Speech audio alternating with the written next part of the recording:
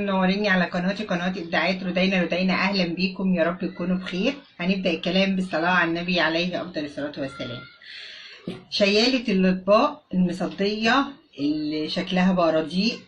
بصوا يعني كل ده صدى، كل ده صدى. أنا كنت حتى ركناها تحت السرير عندي، قلت لحد ما فوق لها وأتصرف فيها. وده كان نبيتي قشر اهو برضو. بصوا زي ما انتم شايفين كده، يعني شكلها ده يترمي على طول من غير تفكير.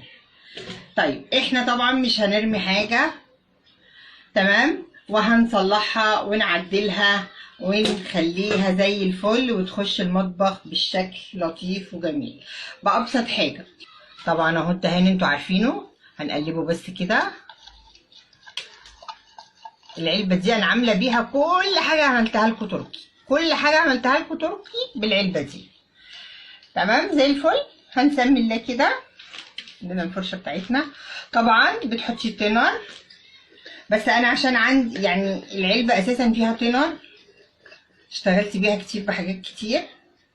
هنسمي الله كده ونبدأ ان احنا ندهن. ما بيطلعش مع المية يعني، مش زي السبراي خالص خالص خالص. بسم الله الرحمن الرحيم كده.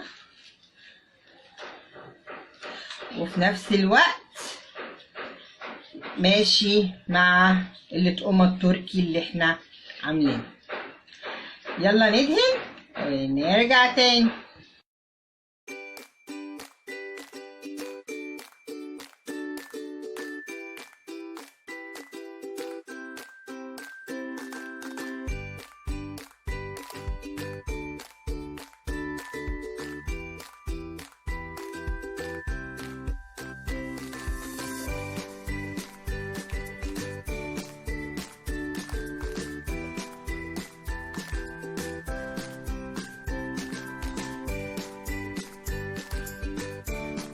اهو يا حبايب قلبي دهنت كلها بكل بساطة بكل سهولة، مفيش مجهود اهو.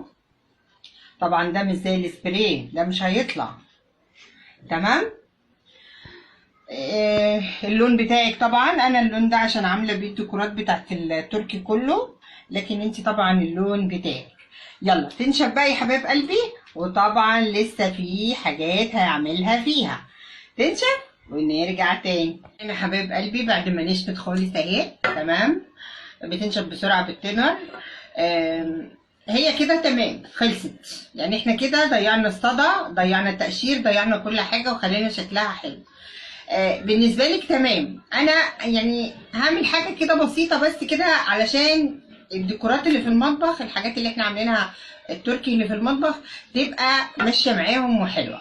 هعمل حاجه بسيطه كده، لو حبيتي تعمليها اعمليها، ما حبيتيش تعمليها ما تعمليهاش.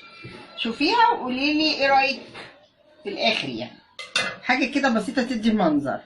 هاجي كده بنفس هي البقره بتاعت الستان اللي انا عاملاها بالتركي. هعمل مثلا هلف كده عليها مثلا كده من هنا ومن فوق كده، فيونكة هنا وفيونكة هنا. يعني هعمل شوية شغل بساط كده ما يسكروش. يلا بينا نزوقها ونرجع تاني.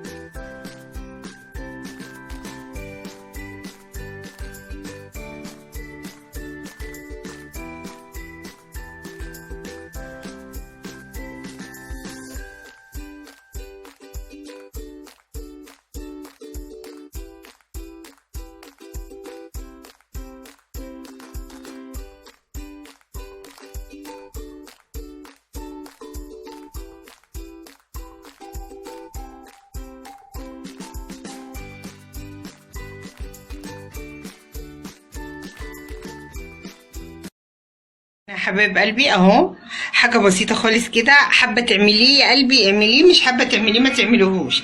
يعني انا فكرت اعمله، حطيت بس شريط ستان لفيته كده عليه يدي شكل لطيف، عشان انتوا عارفين الحاجات اللي احنا عاملينها في المطبخ.